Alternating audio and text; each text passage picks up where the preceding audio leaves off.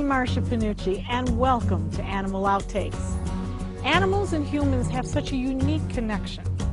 I've loved animals since I was a little girl and always had dogs as part of my family. Animals are my passion, so I'm thrilled to be bringing you Animal Outtakes, a series of weekly animal adventures that you can experience throughout the Gulf Coast of Florida. And I'm thrilled to be bringing you me. Oh, here he is, Lou. That's right, Lou.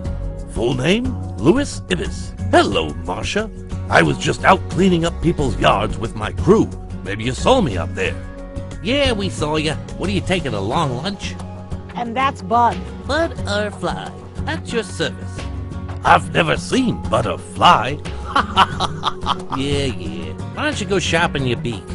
All right, Bud and Lou, we have a show to do. So travel with Bud, Lou, and me as we explore the marine life in the Gulf of Mexico, tour the area's exotic animal sanctuaries, and learn about the best ways we can care for our pets at home. We'll also introduce you to the people who take extraordinary measures to care for these animals. People across the Gulf Coast open their hearts, their homes and businesses to rescue and care for animals. From abused lions to retired thoroughbreds, the Gulf Coast is filled with the most caring animal lovers around, and we can't wait to share their remarkable stories with you. So whether you're looking for our next family outing or a new family member, Animal Outtakes will be giving you a taste of what's available in this lovely area we call home, and we hope you'll join us. So this is Lily, and we pulled her from Naples Animal Services. Originally bred in Germany as hunters, the Great Danes are now known as amazing and wonderful companion dogs. Despite their great height and size, Great Danes are really house dogs who represent major commitments on the part of their owners. Right now, between her and my other Dane, I am going through 16 cups of dog food a day. They are generally well disposed towards other dogs and humans. But what about small children? It so depends on the dog. It's so specific to the individual dog. We would not place a Dane in a home with young children if it had not been in a home with young children. The Great Dane comes in a variety of colors, and we've all fallen in love with Marmaduke and Scooby-Doo, the fawn-colored, lovable couch potatoes. What we have found in rescue is that the fawns, as a rule, tend to be more the laid-back couch potato type dog. The Marmaduke. The Marmaduke. The blacks, the harlequins, and the merles tend to be more active. However, the Danes bring with them some serious health problems and a much shorter life expectancy. If you can get a Dane to 10, 11, you're doing really good. We've had some that have gone till 12. Val actually had one that went to 13. Very unusual in the breed. Cancer, big killer in our breed. Bloat, huge killer in our breed. Along with rescuing Great Danes, Connie Borwick spends the majority of her time as an animal behaviorist, assisting families in understanding their dog's behavioral characteristics. Do we get a trainer or do we bring you in? What behavior are we looking for to say, Connie, you need to help us? Right. Usually, pretty much all my business is veterinarian referrals. So by the time they go to the vet, it's usually a fairly serious problem. So then they call me and I ask them a lot of questions over the phone, and sometimes I will say, you know, I think you just need to have an obedience trainer come out. And there are 4 or 5 good ones in the area. There are many not good ones. What were the Great Danes originally bred for? Originally, years ago, there are some very old pictures in the lithographs in Germany. They were bred to hunt. They were hunters, and they were taken out to hunt boar. That was many years ago. They have not been used for that for eons. But they were always a companion dog with the hunter. So if your kitchen countertops are high enough, and you love wonderful sloppy kisses and sharing your couch with a faithful companion, then there is a Great Dane in your future. Next, Marsha is joined by Carmine, and she'll be talking to her dad, Dr. Howard Small. And Dr. Small will tell us about all things dog, and the unique variations within a breed. You know, when my nose is stuffed up, I find it very hard to breed. For thousands of years, we've been humans' best friend. You've been through a lot, and we've been right there with you. A dog is part of the family, a confidant, and a friend who always knows how to get into your heart. So what happens to our beloved companions when we can no longer care for them? This is why we've created Dante's Den, an innovative, state-of-the-art facility that will provide care for up to 100 dogs. Dante's Den is a community for joyful dogs. Millions of Americans face uncertainty when planning for the future of beloved pets who may well outlive them. Dante's Den is a charitable organization, so in whatever capacity you can, please lend your support so that we may continue this most wonderful work. Dante and I would like to thank you for watching and for also opening up your hearts to our wonderful community of joyful dogs. Learn about the many ways you could become involved by visiting dantesden.org. Growing up with girls sometimes makes me sad. They don't understand me and it makes me mad. I found my place and learn more about me every day at Girls Inc. I'm strong, smart, and bold in every way. So we're gonna try. We are more than words to find. We're gonna try. Girls Inc. changes lives. To find out more, visit girlsincsrq.org.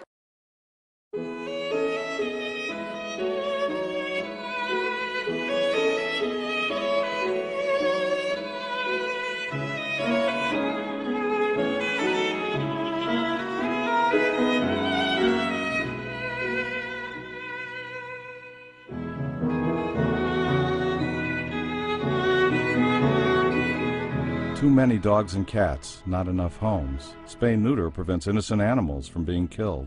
Please help. Watch how this kitten reacts when she discovers she's being filmed for the first time on Animal Outtakes Video of the Week.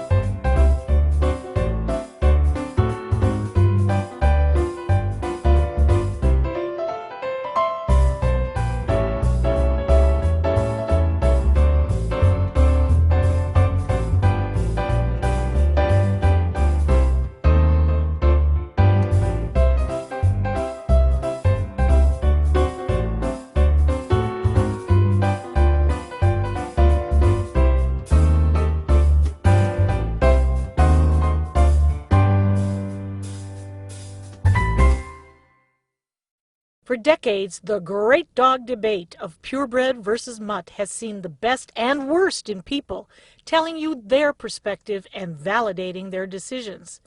So many of their thoughts have been true, and some completely false. So what should we do when confronted with this question? Let's listen to what veterinarian Dr. Howard Small has to say on this subject. Mixed breed dogs can be by nature, they're a hybrid of many dogs, at least 3 to 7 dogs by rule, and because their genes are diluted out so much, they tend to be healthier by nature. So there is truth to There this. is truth to this. Yeah. Purebreds have a history of genetics, including temperament, appearance, and size. So with a purebred, you'll have a pretty good idea of what the general physical and behavioral characteristics that your dog might have. Purebred dog just means that he has a pedigree, he has papers, and he's registered.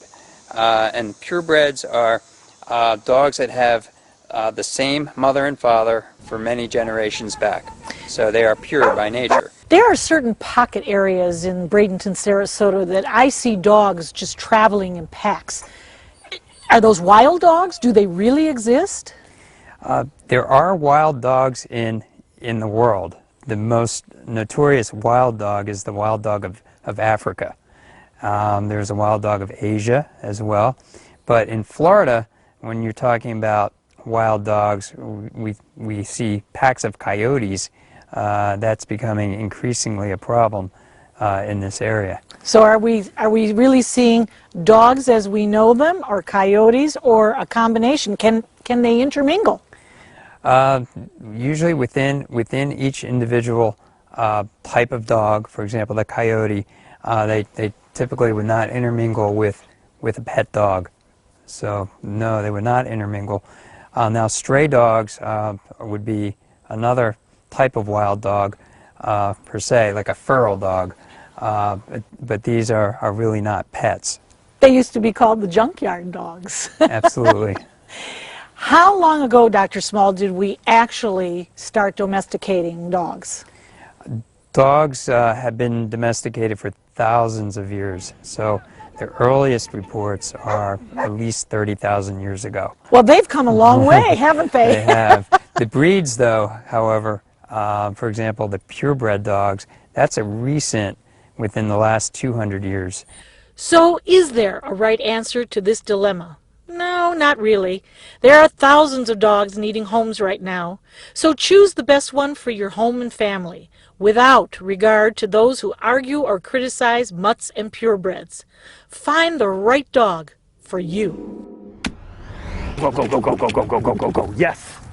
You know, Cos, we hear that agility is one of the fastest growing sports in the canine world. Why? Well, because it's an awful lot of fun for both dogs and handlers. It's a great way to build a bond with your dog. You train them to go over a series of jumps and ramps and tunnels, and the dogs just have a great time doing it. Jump! Yeah! Now, do you have to start them when they're very, very young? You can start them when they're very young, but you can also start them when they're older, too. Really? Yeah. You can teach an old dog new tricks. Very good. Touch! So what is the magic in training them? Because I noticed how gentle you are with these dogs. Consistent training, good verbal cues, hand signals, and your body motion too, the direction you're moving in. Those are all things that dogs will come to understand if you train it properly. Are there any breeds that are better at this than others? There are some dogs that tend to dominate the sport. Border collies and shelties tend to dominate it, but the great thing about agility is any dog can do it, from the smallest Chihuahua to the biggest Great Dane. So what's the smallest dog that can do some of these agilities? We've actually had a student here who was a 3.8-pound Papillon. So that's the smallest. And did the one. course? Done the whole course, still runs agility. Go, go, go, go, go, go.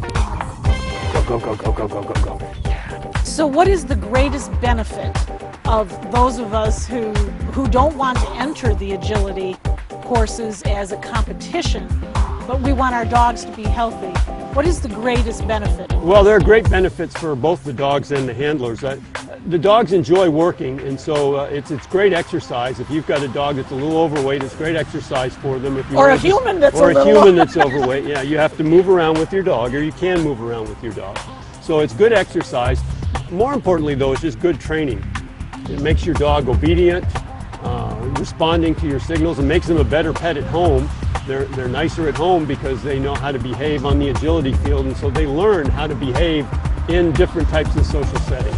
We've noticed that when you were training the dogs here, we were able to observe the ones that are sitting on the sidelines just can't wait to get out. Oh yeah, they're anxious for their turn. They're always anxious, and they'll sit patiently for a little while, but once they're just waiting for their turn to get out there and show you what they can do. Go, go, go, go, go, go, go. Yeah. Yeah, in fact, most of what we do is training people to work with their dogs. We do have some clients who we just train the dogs and we run the dogs for the clients, but most of our people want to work with their own dogs and teach their dogs how to do this and come out here and have fun with their dogs running on the equipment. Well, that just equates to the special bond between us and them. Exactly. Yep. Touch. Okay, go, jump. Yeah. Yay! Yeah. Yeah. Yeah. Coming up next, we'll meet Andrew, who rescues last chance animals, and we'll learn about his life-saving medical treatment and rehabilitation services for all animals in need at his Mayaca City farm. And then we'll meet Lou. Hey, that's my name. Yeah, but this Lou is a sweet little kitty, not a goofy ibis. Oh, I see. Hey!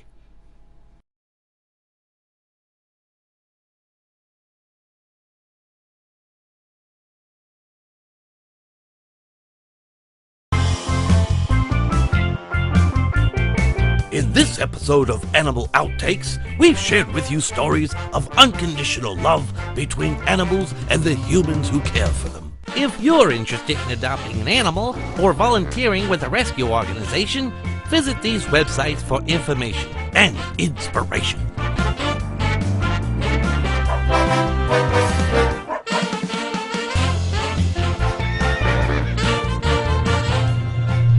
By night, he's the manager of a gourmet convenience store. But by day, he really takes care of his passion. He is the self-professed saint for all of our animals. Andy Dix, good morning. Good morning. Tell me why you would put yourself through this. It's a passion, and I do intend on becoming a 501c. It's just going to take some time. Right now I have a full-time job, and having 27 adopted animals is more than a full-time job. There's a little rest for the weary. I mean, it's an old saying, but it rings true. I have to say I'm tired, but it is a wonderful kind of tired. When I get home, I have unconditional love poured my way, and when I get up in the morning, I'm excited to get up, and that's basically it. That's what I've got to do. He serves as a behaviorist for his group of animals and has done a great job in analyzing their needs. It's a wonderful feeling to be able to help. I don't feel in any way that I'm going above and beyond. I don't feel like I'm a saint or anything else. I just want to help. I've been put on this earth to do something, and it's to save animals, and that's it. And here we are, 52 miles due east in beautiful Florida, pristine countryside. We are on a gorgeous 6-acre property of Andy and his many friends. 20 dogs, 5 cats, 2 rabbits, and 2 goats. But it works for me. The dogs are so happy. They have 6 acres to run on and play on, and they're never bored. Well, they're free roaming. Yep. And we've watched them. You have little ones, you have bigger ones, you have medium-sized ones, and they're all working together. Yes. This is an amazing type of thing. Well, I appreciate you noticing that. It's something I take to heart. He is a giver, a helper who only wants to bask in the love from his animals, and they're only too happy to give it. If you take the time and you give them love, each and every one gets the same amount of love, and you do it on a daily basis, you can work miracles with these dogs. So we know that you work your 8-hour job, 10. managing, or 10 hours, and you take the drive home, so you're cuddling and hugging and feeding for the rest of the time. Correct. I get up at 10 o'clock at night, and I have 2 hours to 3 hours where I take care of the dogs, head to work my shift, come home, and start all over again.